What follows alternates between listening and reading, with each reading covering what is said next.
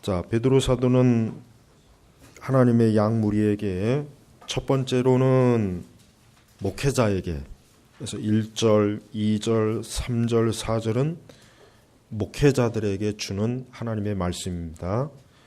자, 그러면 이제 5절부터 6절 그 이유는 이제 성도들에게, 즉 하나님의 양떼들에게 주시는 그런 하나님의 말씀입니다. 그 중에 첫 번째로, 자, 젊은이들아 이와 같이 장로들에게 순복하여라. 이 젊은이들아라는 이 용어가 원어에서도 실제로 교회 안에 젊은 사람들, 청년들을 지칭하는 용어로 사실 그렇게 되어 있습니다. 그러나 전반적으로 주석가들은 이 젊은이들아 하는 것은 꼭 나이가 어린 그런 층들뿐만 아니라 영적으로도 아직 미숙하거나 아니면은 목양자 입장에서 여기 보니까 장로들에게 순복하여라 했기 때문에 전체 교인을 대상으로 한 그러한 말씀으로 봐도 그렇게 크게 오류가 나는 말씀 아니라고 주석가들은 공통적으로 거의 대부분 그렇게 지적합니다. 그러면서 이와 같이 장로들에게 순복하여라, 쉽게 얘기하면 뭡니까? 이 장로라고 하는 것은 우리가 이전에도 이 앞절의 말씀을 봤지만은 대체로 이 장로, 유대 사회에서 장로는 누구를 지칭하냐면 연장자예요. 나이가 많으신 분. 그럼 교회 안에서 장로라는 건 뭡니까? 사실은 목회자입니다. 목회자를 대체로 지칭합니다. 그 당시 교회 초대교회 목회자들은 젊은 사람을 목회자로 세우지는 않았습니다. 보편적으로 젊은 사람 목회자로 세우지 않습니다.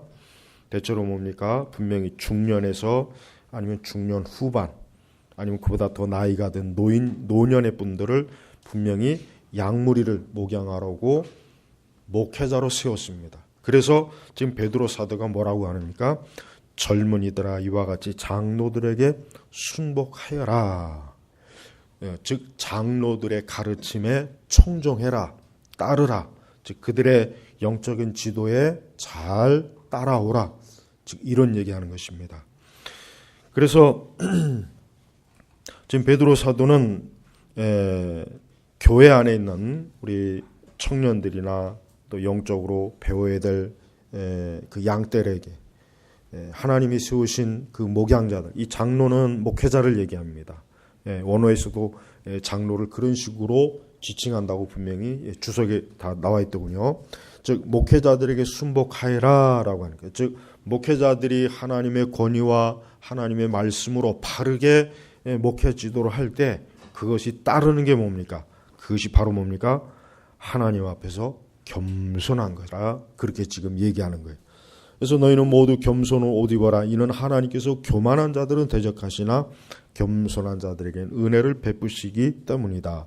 자, 하나님께서는 교만한 자들을 대적하시나 겸손한 자들에게 은혜를 베푸시기 때문이다. 이 말씀은 잠언 9절에서 베드로 사도가 차용한 그런 말씀이에요. 즉 베드로 사도는 하나님께서는 뭐야?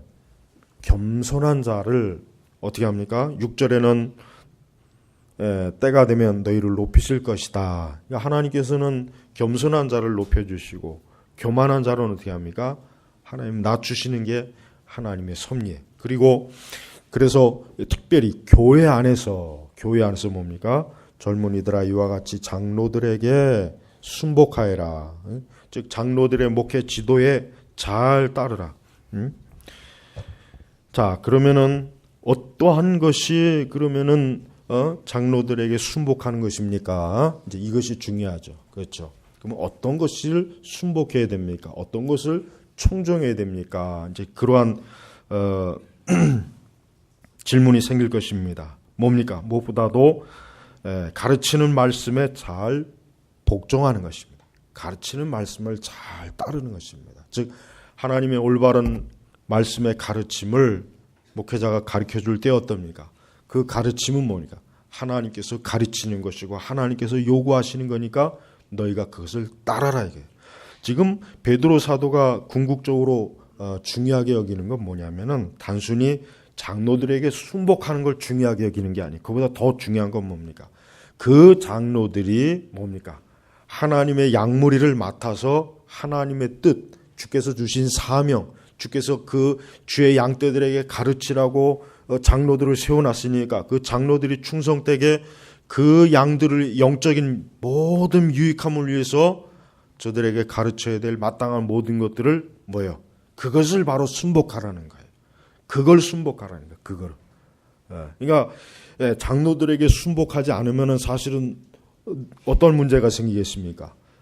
그로 인해서 하나님께 뭐예요? 불순종하겠죠. 말씀을 거역하겠죠. 계명에 불순종하겠죠. 영적인 바른 지침과 지도를 받지 못해서 영적으로 큰 해를 입겠죠. 마귀에게 시험이 들겠죠. 죄를 지을 것입니다. 그리고 영적으로 분별력이 떨어져서 무엇이 옳고 그른지를 몰라서 그만 허둥대고 그러다가 큰 시험의 늪에 빠지고 바로 그럴 것입니다. 바로 그런 위험 때문에 뭐예요? 그러니까 어때요? 장로들에게 순복하라. 그 장로들이 너희에게 하나님 말씀을 가르쳐주고 교리를 가르쳐주고 그들이 또 때로는 책망하고 그들이 때로 너희들에게 분명히 너희들의 죄악에 대해서 지적할 텐데 그것을 너희들이 순종하라 이거예요. 그것을 사람의 말로 받지 말고 그것을 사람이 자기를 책망하거나 아니면 자기를 미워하거나 자기를 싫어서 하는 그런 인간적인 관점으로 받지 말고 그 자체가 결국 예수님께서 지금 너에게 요구하시고 너에게 명령하시고 너에게 지금 너를 지금 가르치는 것이고 지도하는 것이라고 그렇게 여겨야 된다. 지금 그런 것이에요. 그래서 먼저 5장 1절부터 4절까지가 뭡니까? 먼저 뭡니까? 장로들에게 엄하게 주는 말씀이잖아요. 마지못해서 하면 안 된다. 더러운 이익을 위해서도 안 된다. 즐거운 마음으로 기쁜 마음으로 또 주어진 그 일에 대해서 주장하는 자세로 하지 말고 먼저 그들을 섬기면 그런 바른 모습으로 그런 다음에 뭡니까? 그런 다음에 이제 뭡니까? 하나님의 양떼들에게 그와 같이 그 목회자들이 목양자들이 너희들을 가르치고 지도하고 훈계하고 책망할 때 뭡니까? 그거를 순복하라. 따르라. 지금 그와 같은 것을 하는 것입니다. 그래서 너희는 모두 서로 겸손으로 옷 입어라. 그러니까 베드로 사도는 겸손한 척하면 안 된다는 것이 아니라 아예 옷을 입어라 할 때 이 얘기는 뭡니까? 머리끝부터 발끝까지 겸손해야 된다 이거예요. 뭡니까? 말과 태도와 행동과 복장과 생각과 마음 이게 겸손해야 돼요. 어떤 사람은 태도가 건방진 애들이 있어요. 딱 보면 알아요. 태도가 건방져요. 건방지고 시시껄렁하고 겸손하지 못한 태도가 있어요. 말이나 행동 그 자체가 딱 교만이라고 머리에 상표를 두른 애들이 있다면 그런 사람들이 있어요. 그런 사람들이 있어요. 그런 사람들이 없으면 참 좋겠지만 그런 사람들이 분명히 있습니다. 이 세상에는. 교회 안에서도 있습니다. 교회 안에서도 좀 거만하고 교만한 사람이 있어요. 신기하죠? 없어야 되는데 이상하게 교회 안에서도 거만하고 교만한 사람이 있어요. 말하는 태도라든가 또 행동 방식이라든가 태도라든가 이런 것들이 좀 공손하지 못하고 교만하고 건방지고 뭔가 좀 자기 자신을 자랑하고 내세우고 드러나고 남을 깔보고 남을 무시하고 남을 하대하고 또 교회 안에서 연장자에게 말을 함부로 하고 또 태도도 함부로 하고 그런 사람도 있어요. 또 목회자 앞에서도 말을 함부로 하고 조심성 없이 행동하고 또 목회자 앞에서도 어려워할 줄 모르고 가볍게 대하고 그런 사람도 있단 말. 그게 바로 뭡니까? 그게 겸손하지 못한 거예요. 그러니까 바로 베드로 사도가 뭐라는 거예요? 사실은 모든 교회 안의 성도들과 신자 간에 어때요? 겸손으로 옷 입어라. 옷 입어라. 오죽하면은 겸손이라고 하니까 하나의 그 표현이죠. 표현. 하나의 좋은 의인화된 표현이에요. 자기 자신을 무엇으로 어디 입을까 했을 때 뭡니까? 베드로 사도는 이런 표현을 좀 많이 잘 써요. 그 베드로 서신을 보면은 겸손한 옷을 입어라 이거 입어라. 그래서 딱 누가 봐도 이 사람은 참 겸손한 사람이구나 하는 거 알아보잖아요. 그렇죠? 우리의 옷이 어떤 사람 빨갛고 있으면은 이 사람 옷을 벗었구나 금방 알잖아요. 또 이 사람의 옷이 아주 화려하면 옷이 참 화려하구나. 옷이 좀 이렇게 좀 추하면 옷이 좀 누추하구나. 마찬가지요. 겸손으로 옷 입으라는 거는 누가 봐도 어때요? 딱 이 사람은 참 겸손한 사람이구나. 말하는 것도 겸손하고 그 태도도 겸손하고 모든 면에서 자기 자신을 아주 낮추고 다른 사람들을 공경하고 예의 바르고 말과 행동에 있어서 모든 면에서 이 사람은 참 바른 사람이구나. 이게 딱 벌써 나와야 된다는 게. 그러니까 베드로는 굉장히 깊이 얘기하는 아주 중요한 걸 지금 지적하는 거예요. 그러니까 우리 자신이 겸손으로 옷을 입지 않으면은 그건 실제로 겸손하지 않다는 얘기가 되는 거예요. 그래서 우리 성도 여러분, 오늘 말씀처럼 너희는 모두 서로예요. 제가 지난 시간에 얘기했죠. 목회자가 신자들을 함부로 대하면 안 된다 그랬어요. 목회자가 신자들을 함부로 대하고 함부로 하대하고 마치 무슨 종부리짓 하면 안 된다 그랬어요. 그건 아주 나쁜 모습이에요. 마찬가지죠. 우리 성도 간에도 마찬가지예요. 서로 어때요? 서로 겸손하게 옷을 입으라 이거예요. 스폴처는 겸손을 어떻게 정의했냐면 겸손이란 자기 자신을 올바로 평가하는 것이다 그랬어요. 스폴처 목사님은 겸손이란 자기 자신을 올바로, 그러니까 자기 자신의 실제를 자기 자신을 잘 아는 거예요. 자기란 사람이 어떠한 사람인지, 자기를 스스로 과장되거나 스스로 잘난 척하거나 대단한 척하나 그러지 말고 자기의 현재 있는 상태, 자기란 사람이 어떠한 존재인가라는 것을 객관적으로 바르게 평가하는 사람이 겸손한 거예요. 그러니까 사람이 자기 자신을 잘 알면은 절대로 그리스도 안에서, 교회 안에서 절대 자랑할 수도 없고 자기를 우월하게 여길 수도 없고 자기를 다른 사람은 항상 나는 늘 높임을 받아야 돼. 나는 늘 위에 자리에 있어야 돼. 나는 항상 다른 사람보다 똑똑해. 더 많은 걸 알아. 더 지혜로워. 그러니까 나는 다른 사람보다 더 잘난 사람이야. 이렇게 하지 못한다는 거예요. 오히려 뭡니까? 자기 자신을 보면 예수 그리스도의 은혜로 멸망할 자가 구원받은 자요, 사망에 빠진 자가 건짐을 받은 자요, 스스로 생명을 얻을 수 없는 자가 하나님의 은혜로, 전적인 주의 공로와 은혜로 구원받은 자이 내가 무엇을 자랑하겠는가?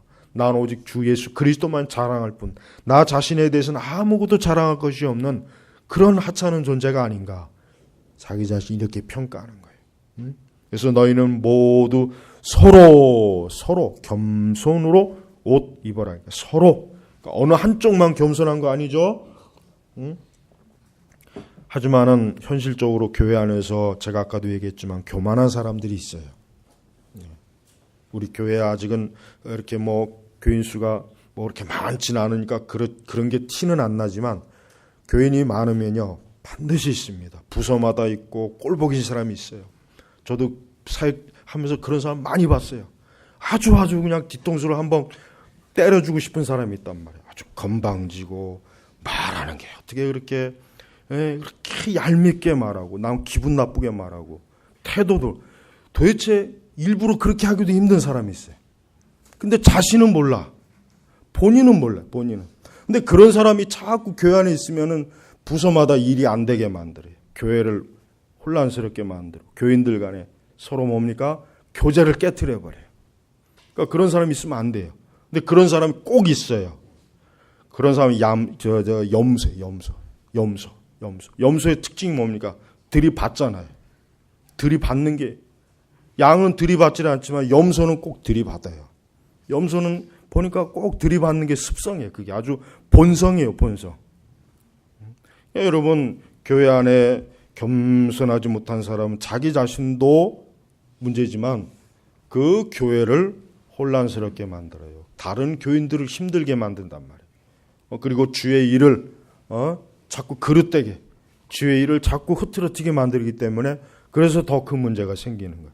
그래서 서로 겸손으로 옷 입어라라고 할 정도로 베드로 사도는 뭐예요? 하나님의 교회는 겸손해야 된다. 그래야 이 하나님의 교회가 어떻게 합니까? 화평이 유지되고 성도의 거룩한 교제도 유지되는 것이고 이 교회가 어때요? 아름다워지는 거예요.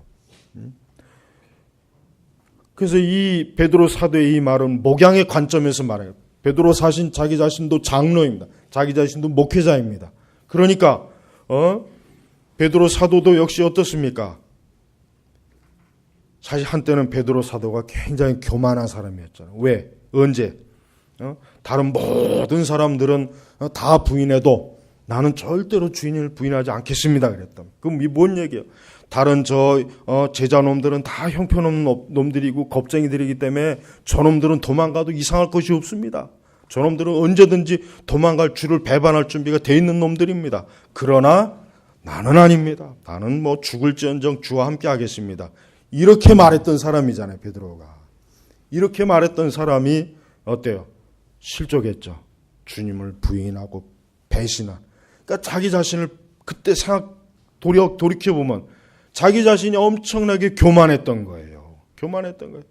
자기 자신을 뽐내고 다른 제자들보다 더 충성심이 뛰어나고 더 대단하고 자기는 끝까지 주를 위해서 죽을 것처럼 그렇게 했던 자기가 뭐예요?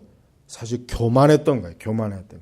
그러니까 그때를 돌아보니까 아하, 그는 교만했던 것이구나. 겸손해야 되겠구나. 그리스도의 제자라면 하나님의 자녀라면 주를 섬기는 사람이라면 겸손해야지 교만해서는 안 되겠구나. 베드로 자신이 그것을 아주 뼛속 깊이 그거를 자기 자신이 경험한 거예요. 그러니 당연히 어때요?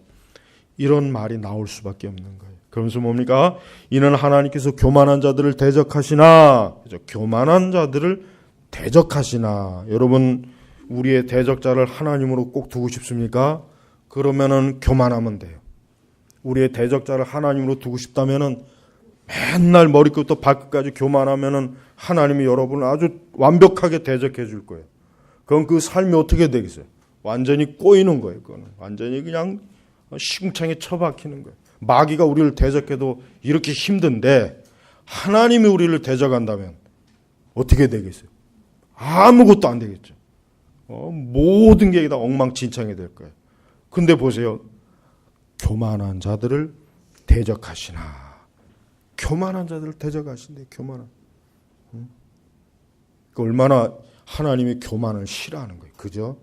그래서 우리가 성경을 쭉 읽어보면 알지만은 하나님은 겸손한 자에게 은혜를 주시지만 교만한 자들은 하나님은 은혜를 안 주세요. 교만한 자들이 은혜를 안 주시더라고요. 복음을 부인하는 사람이 왜 복음을 부인하겠습니까? 교만하니까 부인하는 거예요. 내가 왜 예수를 믿어? 내가 왜 예수를 믿어야 돼? 하나님이 어디 있어? 교회를 왜 나가? 벌써 그 마음이 있잖아요. 하나님 믿을 필요가 뭐가 있어? 내가 하나님께 왜 예배를 드려야 돼? 내가 왜 교회를 나가야 돼? 난 그런 거 다 필요 없어. 나는 나 자신만 믿으면 돼. 난 내가 가지고 있는 건 믿음에도 충분해. 나는 굳이 하나님 바라볼 필요 없어.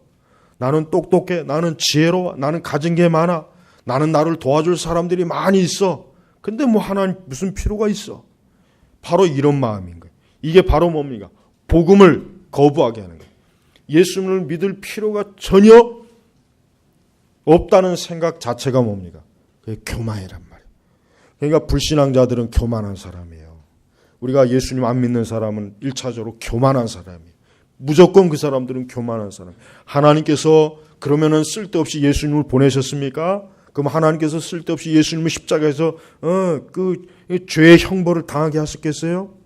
그럼 하나님은 헛된 일을 한 것이잖아요. 정말 예수님이 필요 없다면, 정말 예수님 믿을 필요가 없다면 하나님께서는 예수님을 괜히 보내신 거예요. 그렇죠? 그건 하나님을 헛된 일을 하는 분이라고 비방하는 거나 똑같은 거예요. 그러나 실제로는 그렇지 않잖아요. 우리 인간에게 예수님이 없으면 우리는 구원받을 수 없어요. 우리는 건진받을 수 없어요. 우리는 죄에서 해방될 수 없어요. 우리는 마귀의 노예에서 우리는 해방될 수 없습니다. 우리는 죽어서 다 지옥의 형벌을 받아야 돼요. 그렇기 때문에 예수님을 보내신 거예요. 그런데 그 예수님을 그렇게 예수님을 믿어야 할 마땅할 이유가 1000가지 10,000가지도 넘는데 내가 왜 예수님을 믿어야 돼? 내가 왜 하나님을 믿어야 돼? 이 말 자체, 이러한 생각, 이러한 태도, 이러한 실제 삶 자체가 뭡니까? 그건 교만이란 말이에요. 그래서 교만한 자를 하나님이 대적하시는 거예요. 그러니까 하나님이 대적한 사람은 멸망합니다. 그 사람은 형벌을 받습니다. 그 사람은 사망입니다. 그 사람 인생 자체가 뭡니까? 저주의 연속이에요. 그러니까 하나님이 대적자로 세우면 안 돼요. 그러니까 지금 예수님 안 믿고 교회 안 나오는 사람은 계속해서 뭡니까? 하나님을 나의 대적자로 삼고 있는 거예요. 나를 대적자로 삼고 계속 하나님과 등 돌리고 대적자로 원수가 되고 있는 거예요. 이게 뭐가 좋겠어요? 창조주 하나님과 원수된 게 뭐가 그렇게 좋은 것이고 뭐가 그렇게 자랑이겠습니까? 오히려 하나님과 어떻게 해요? 친밀해야죠. 친밀해야죠. 하나님과 친밀해야죠. 우리 사람은 하나님과 친밀하면 친밀할수록 좋아요. 가까이 하면 가까이 할수록 좋은 거예요. 그러면서 뭐예요? 겸손한 자들에겐 은혜를 베푸시기 때문이다. 겸손한 자. 우리 스스로 우리 자신에 대해서 겸손해야 됩니다. 겸손해야 돼요. 우리 스스로 자신에 대해서 겸손하지 않으면 어떻게 될까요? 그럼 하나님께서 겸손하게 해 주셔야 하나님이 그 교만한 목을 꺾으세요. 하나님이 그 교만한 의지와 마음을 어떻게 해요? 눌러버리는 거예요. 네. 그래서 하나님은 교만한 자들을 어떻게 겸손하게 합니까? 그의 건강을 뺏습니다. 그의 재물을 뺏습니다. 그의 명성을 먹칠을 없습니다. 그의 모든 노력이 허사가 돼야 돼. 또 그가 사람들로부터 수치와 부끄러움을 당하고 보잘것없게 만들어버려요. 그러니까 하나님께서는 사람을 겸손하게 하는 그 방법을 하나님 너무나 잘 알고 있어요. 너무나 잘 알고 있어요. 아무리 뛰어나고 대단한 사람도 나이를 먹으면 힘이 빠지고 지치고 늙는 거예요. 하나님이 겸손케 하는 거예요. 겸손케 하는 거예요. 그러니까 우리는 하나님 앞에 하나님께서 일부러 우리를 억지로 겸손하게 만들면 안 돼요. 우리 스스로가 어떻게 돼요? 하나님을 두려워하고 스스로 무릎을 꿇고 나와야 그게 좋은 것입니다. 하나님께서 우리를 겸손하게 하려고 시도하는 그 순간부터 우리에게는 사람에게는 어때요? 그때부터는 지옥이에요. 하나님이 얼마나 아까 얘기했죠. 야곱 보세요. 야곱은 교만한 사람이래. 야곱은 교만해요. 그 형을 병신같이 여겨요. 네가 무슨 형이냐?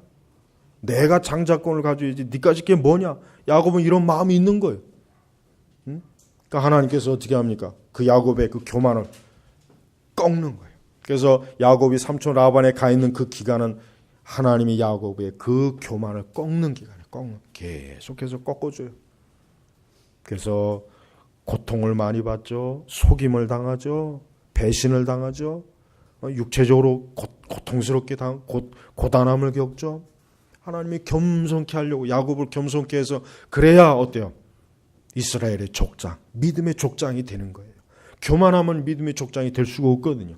자기를 자랑할 거 아니야.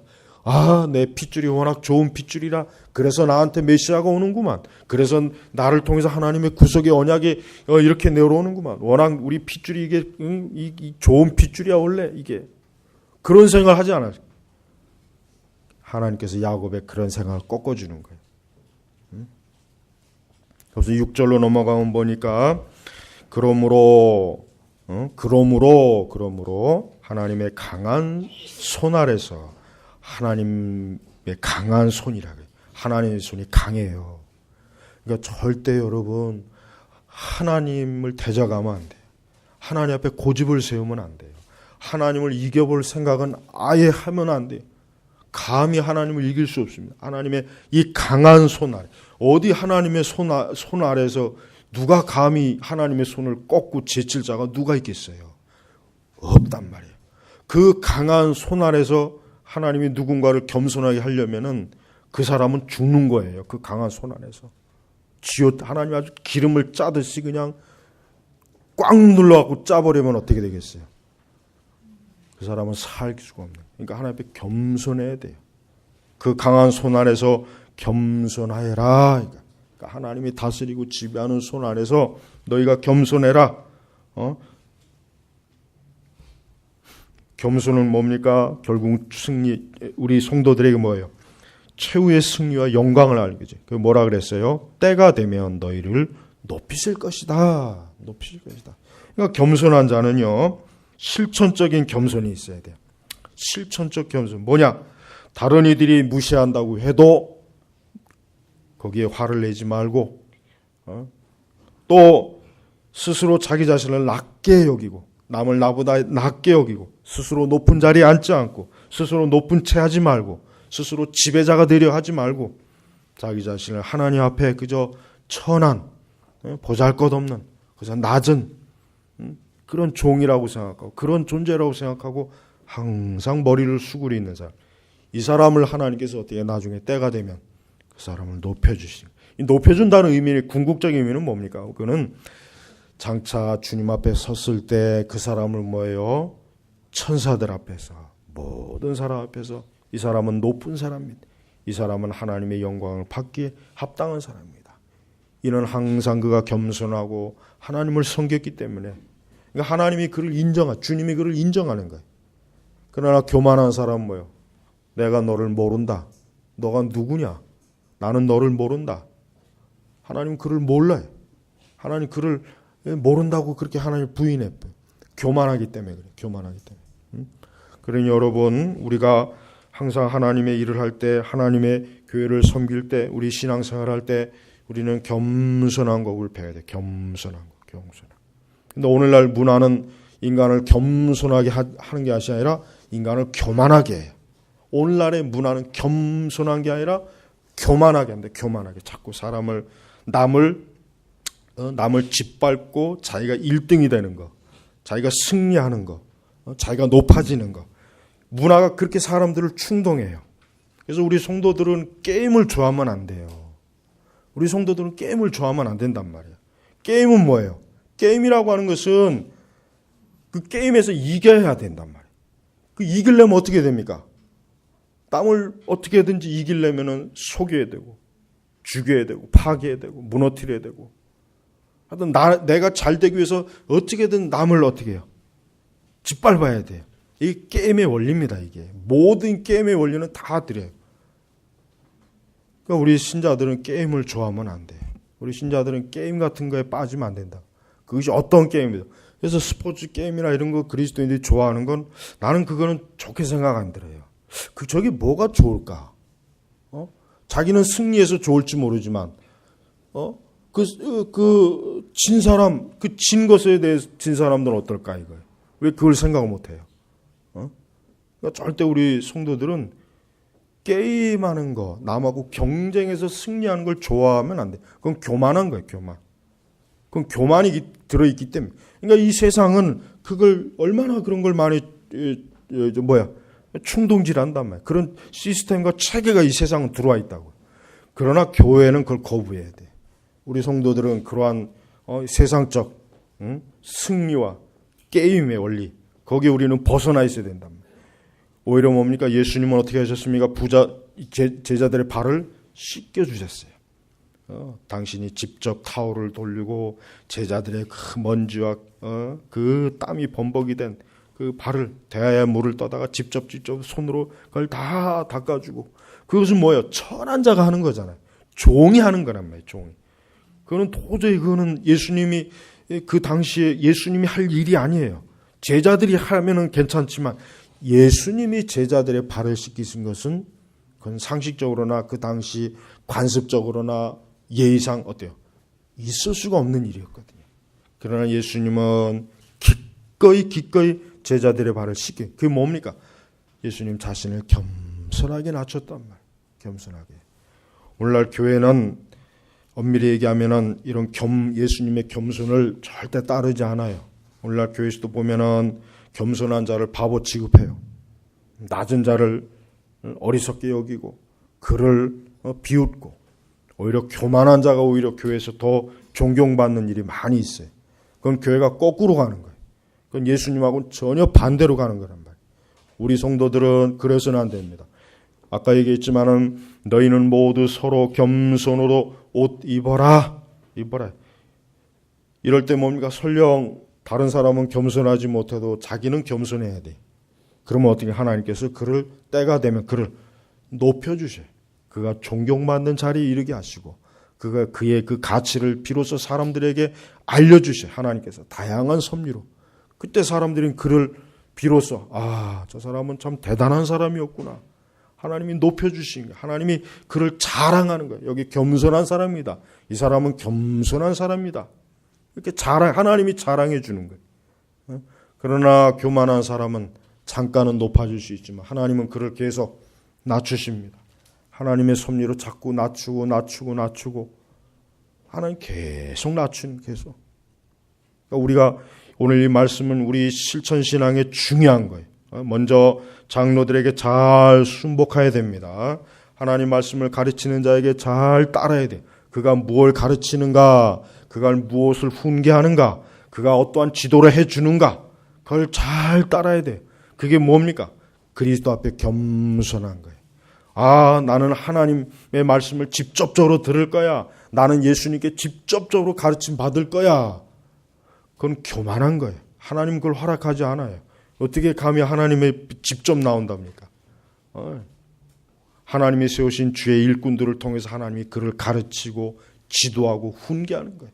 그러니까 그의 말을 듣지 않으면 결국 뭐예요? 예수님의 말도 안 듣는 거라. 예수님은 그렇기 때문에 그를 불순종한 자로 하나님이 여기는 거예요.